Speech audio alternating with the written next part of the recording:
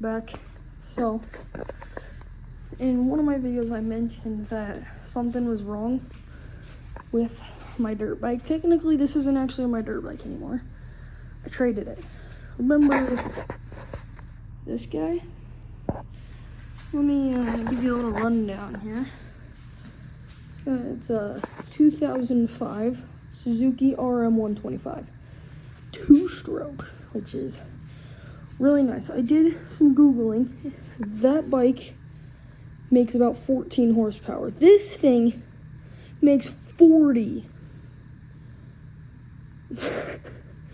So, yeah, we're making a big jump from just 14 to 40 horsepower. Now, the reason I traded it was because, if you just come over here, you see this cover? You see this? And how this O-ring's slightly too large?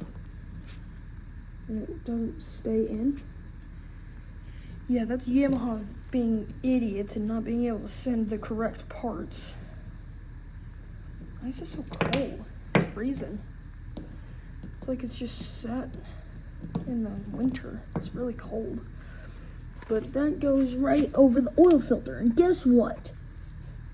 We have a bolt broken off in there. I don't know if you guys can see it, but it's in there somewhere. Yeah, so that's the second reason why I traded it. Of course, the first is this has a lot more horsepower. And the third reason I traded it was the graphics. Callier Graphics, great company. Go check them out. You're looking for graphics. They're not sponsored. Not sponsored.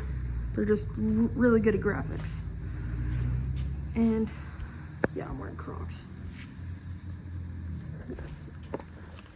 And so they sent me these, but they're for the wrong bike.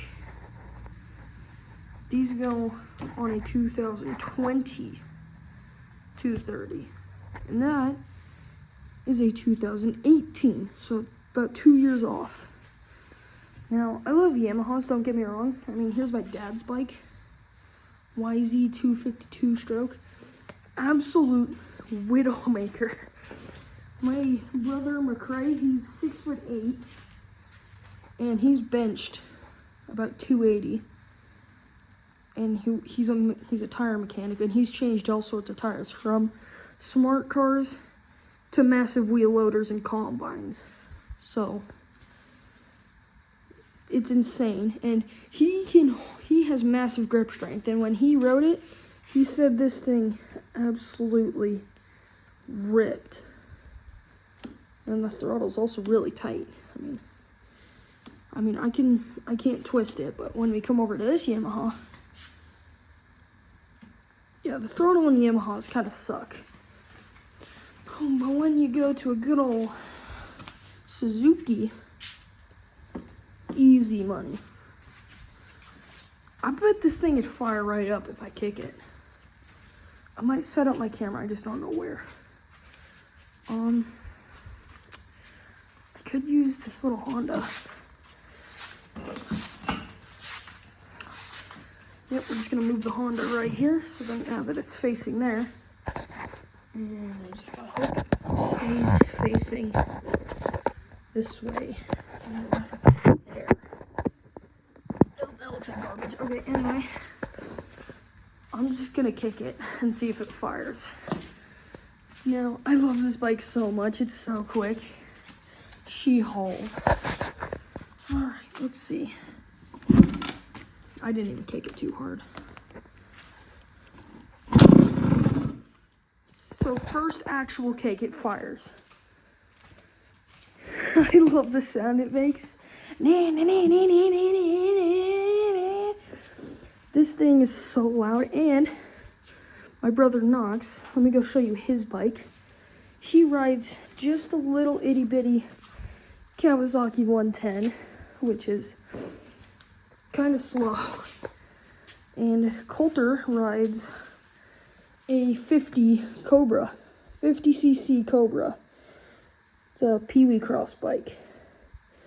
Now, I didn't realize the other day, like, I do consider myself a good dirt bike connoisseur, but I didn't realize that the CCs were actually like not correct. Like this isn't labeled a 125, but it says 124. And I just realized that. I didn't actually realize that they were all wrong. Like this one is 249. I don't know if you guys can see that. And we come over to the 230. I think this one's like 224. Right there, it's about 223 cc's. And I'm pretty sure that one's only 49. So what I'm getting at here is I didn't realize that the CC numbers weren't exact. And yes, these are custom stickers. I put just send it, plus 10 horsepower, hustle harder. And of course, Calier graphics there. Come onto the front fender. We got hurry up, Calier graphics, and Fat Fender Garage. Go check out Fat Fender Garage. They got some cool things. Then we've got this hustle sticker. Really nice sticker, actually. Then over here, we got another Calier graphic sticker all the way down there. So, essentially, my favorite bike, by far. Of course, got a Calier graphic sticker right there.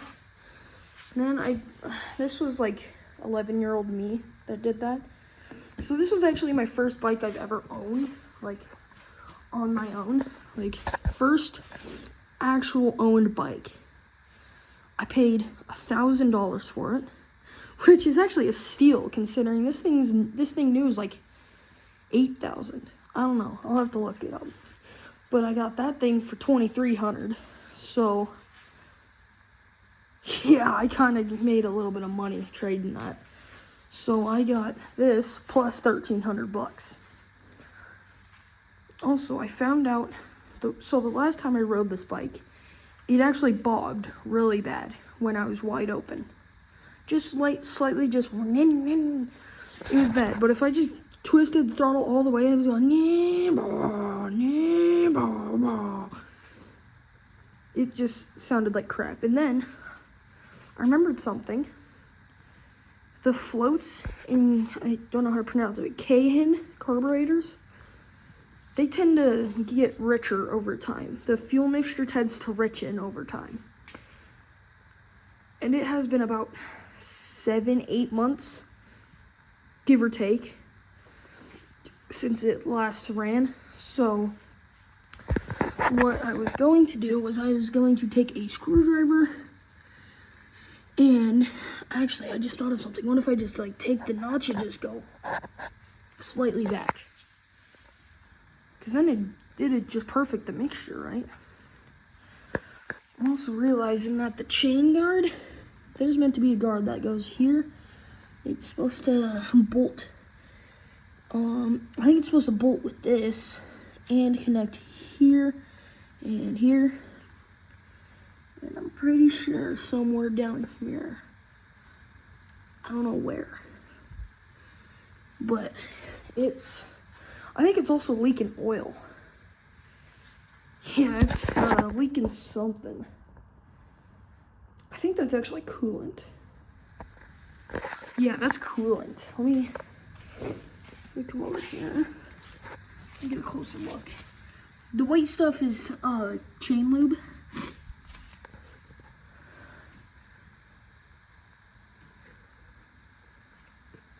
Okay, oh crap, okay. I thought I had to sneeze there.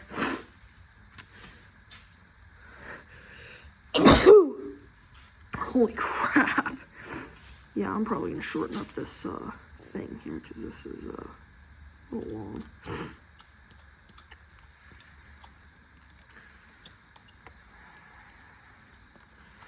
Yeah, this is definitely a little long for my reach. Because I'm 13 and I'm only like 5'6", which is kind of short, especially if you're in my family. My dad is 6'2". My brother Trayson, I think, is 6'5". McCrae is 6'8". He is huge. Now, actually, here's something interesting about this. This isn't actually one bike. This is two bikes. The frame and the forks and the swing arm are all from a 250. The rest of this is 125. And the bars, I think, are 250. So 250, frames 250, swing arm and forks. And I'm pretty sure part of this is also 250. I don't 100% know though. But you may be asking, so where are all the parts then? They're right here. Yeah, so when my brother was combining them, he threw all the parts he didn't need into there. Like, there's the block. Ugh. Yeah, so there's your exhaust. There's your block right there. I think the intake somewhere. Yeah, there's the pass-through valves. Or not valves. Here's the carb. And this sprocket actually came off of a 50. It's supposed to go on a bike like that. Or a pit bike. It just kind of depends. These are 250 spark plugs. My spark plug part number is BR98ES. This one's actually really, really close. It's BPR80S, which is slightly larger than 125 spark plugs. Sorry, I'm not the greatest cameraman.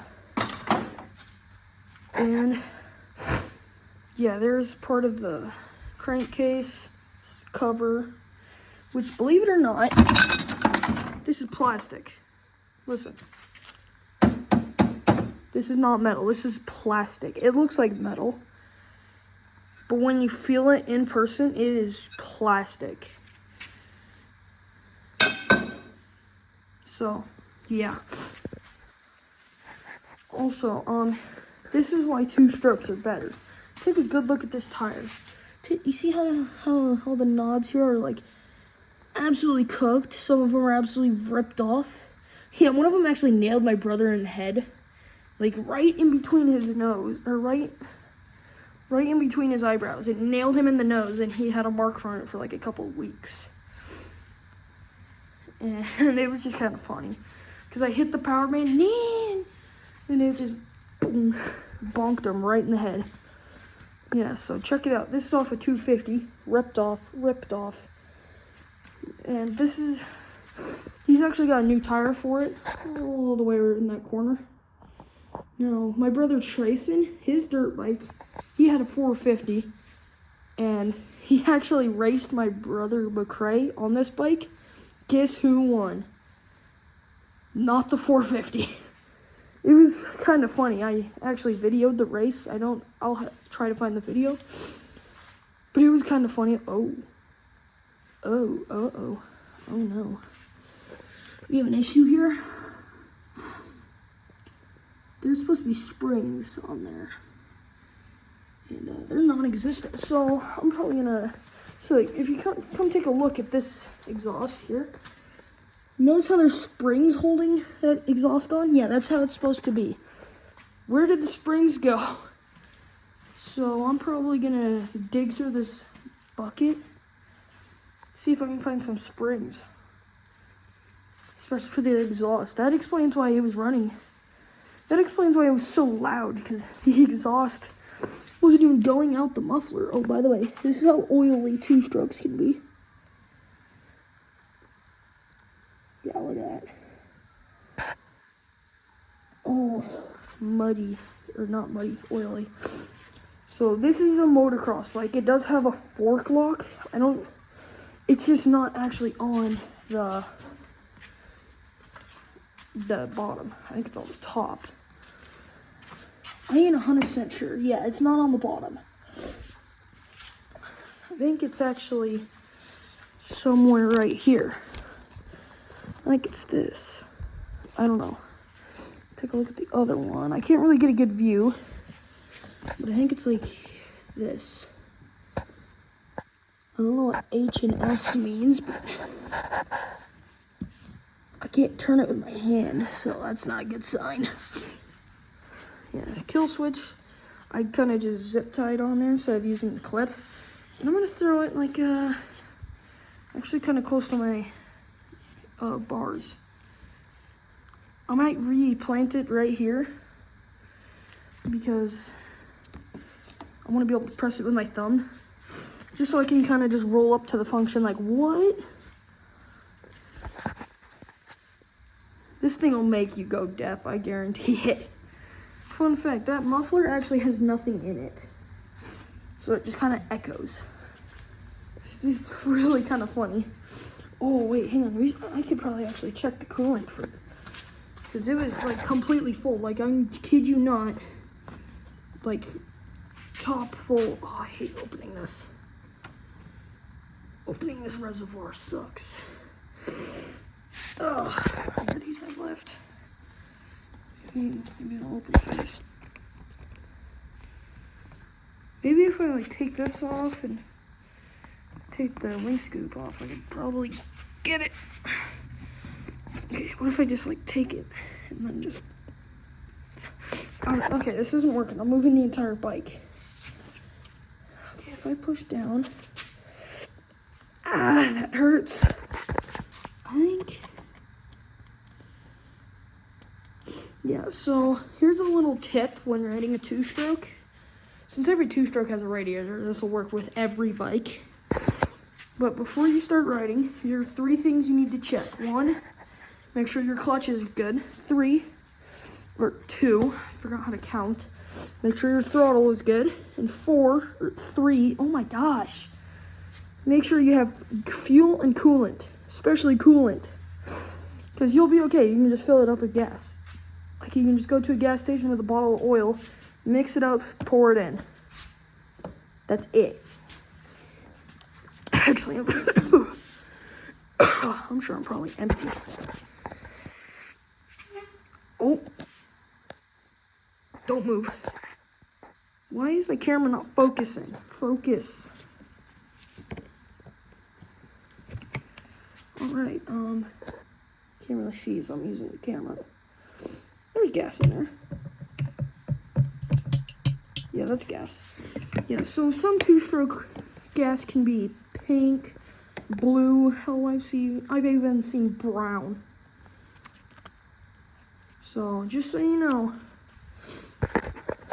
there's lots of different two-stroke colors for gas. What was I gonna say? I can't see, so I'm using my phone. Suzuki Motor Corporation, made in Japan. Okay. Yeah, these are actually aftermarket forks. They're not actually from Suzuki themselves. I don't know where the actual fork... Oh, wait, yeah, I do. Walk with me. You just come out here. I don't know why the garage door ain't shut. It just doesn't like to shut. Okay, so... Oh, that's bright. Oh, my eyes. Okay. So you just follow me out here. Walk this way. Past the beautiful pickup. Actually, a really nice pickup. I love it. There, you should be able to see the fender right there behind our shed. Ignore the stupid Honda. There's the 125 fork and bearing race and such. It's actually not in bad condition. It spins pretty good. Ow, my hand. So, still have a couple other things laying around. Like, we have this Honda scooter here that doesn't run. We have another scooter over there that doesn't run. We have a four-wheeler over there that doesn't run. And we have a four-wheeler over there that doesn't run. And in that trailer is Coulter and Knox's dirt bikes. Coulter 50 and Cowie 110. If you have some of those bikes, you're lucky. Those are some really nice bikes. Suzuki's better though. So I'm probably gonna end the video right here because I'm bored and I want to go play my games. So yeah. I will talk to you guys, or I will see you guys in the next episode, I guess. Peace.